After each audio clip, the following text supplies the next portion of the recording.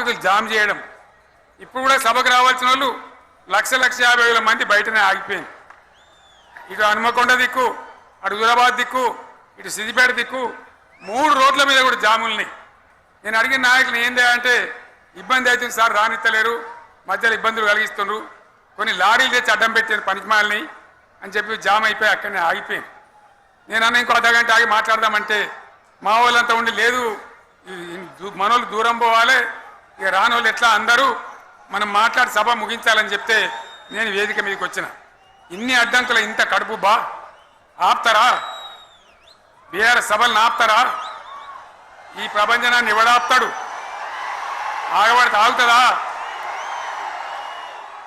నేను ఒక్క మాట పోలీసు మిత్రులకు మనవి చేస్తా ఉన్నా. ప్రజాస్వామ్యంలో ప్రజలకు అడిగే హక్కు ఉంటుంది, తప్పకుండా అడుగుతారు ప్రజలు. ఈ అడిగే హక్కును సోషల్ మీడియాలో బీఆర్ఎస్కు సోషల్ మీడియా వారియర్స్ ఉన్నారు, వాళ్ళు బ్రహ్మాండంగా పనిచేస్తున్నారు, ఖచ్చితంగా అడుగుతున్నారు ప్రజల తరఫున. ఇంత అన్యాయం జరుగుతుంటే చూడలేక సోషల్ మీడియాలో పనిచేసే తెలంగాణ బిడ్డలు ఇది ఏమన్యాయమే ఎట్లా అని చెప్పి ప్రభుత్వాన్ని ప్రశ్నిస్తూ ఉన్నారు, ప్రజలకు మద్దతుగా నిలబడతా ఉన్నారు. వాళ్ళ మీద కేసులు, వాళ్ళని పట్టుకపోవడు. పోలీస్ సోదరులను నేను అడుగుతా ఉన్నా, మీరెందుకు దునుకులాడుతుండే? మీకేమక్కడ వచ్చింది? మీకు ఒక్కటి చెప్తున్నా నేను, గ్యారంటీగా పోలీసు మిత్రులారా, ఇవాళ పోయి రాత్రి మీ డైరీలలో రాసుకోండి, మీ డైరీలలో రాసి పెట్టుకోండి. 100కు 100% ఇలా తెలంగాణ చెలరేగిన పరిస్థితికి మళ్ళా వచ్చేది బీఆర్ఎస్ గవర్నమెంటే. అది ఎవరు కూడా ఆపలేడు, అది ఎవరి తరం కాదు, ఎవరి వశం కాదు. మీకు తెలియదా? మీరు పోలీసు ఉద్యోగాలు చేస్తున్నారు, మీరు చదువుకోలేదా? మీకు కూడా విజ్ఞానం ఉంది కదా?